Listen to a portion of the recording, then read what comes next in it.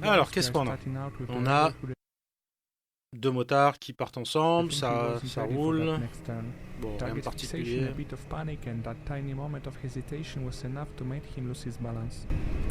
Rien de particulier. Un virage qui semble se refermer là, au bout. Le bisou. Je rappelle ce que c'est que le bisou. Alors, le bisou, c'est lorsque le bord de la chaussée gauche fait un bisou au bord de la chaussée droit, donc il se trouve là-bas. Donc, lorsque le bisou se rapproche, ça veut dire que le virage se resserre. Donc là, il se rapproche un petit peu. Ouais, donc là, évidemment, là, il faut. Là, normalement, la bonne trajectoire. Alors, je dis pas qu'il y a une mauvaise trajectoire. Ouais, je suis pas fan de sa trajectoire, mais disons que pour moi, la bonne trajectoire, c'est de démarrer son virage ici, quoi. De rester comme ça sur le tiers, en gros, le tiers gauche de notre chaussée. À mon sens, c'est ce qu'il y a de mieux. Mais bon, là déjà, il démarre mal sa trajectoire. Mais bon.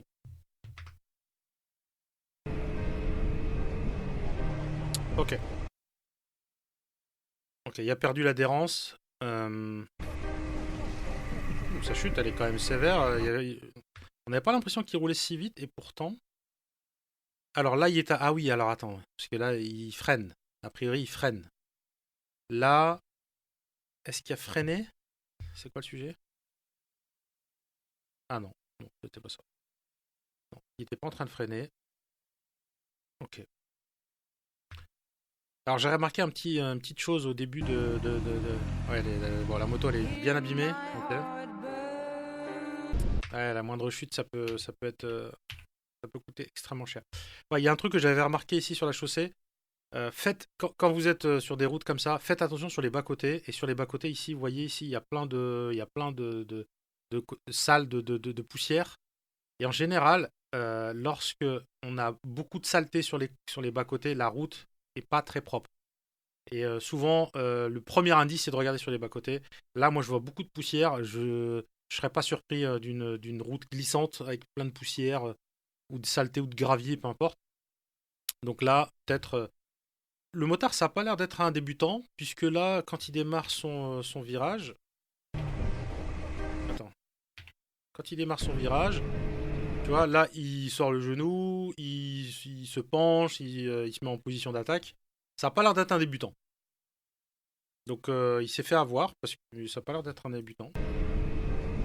Ouais, ouais, c'est la roue avant qui a. C'est la roue avant qui a glissé. Elle a glissé sur quoi? Ouais, ok. Là, a priori, il y a une petite tache. Est-ce que c'est ça ou est-ce que c'est ça? Je sais pas.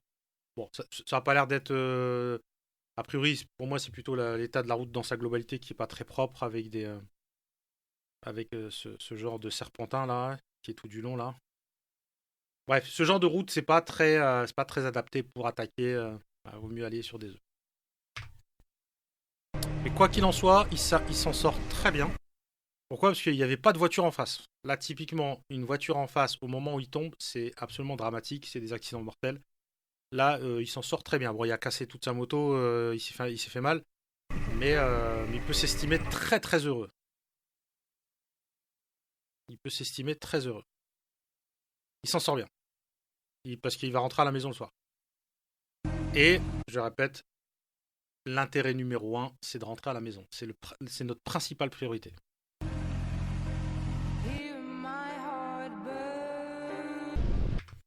Ok.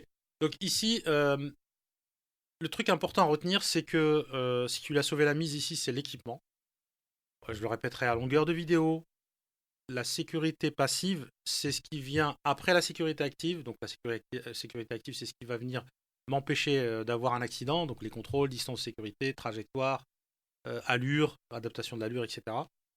Et là, en l'occurrence, il n'a pas pu prévoir ce qui allait se passer, c'est-à-dire perte d'adhérence. Et ça, il faut qu'on ait tous conscience que la perte d'adhérence, elle peut survenir à absolument n'importe quel moment.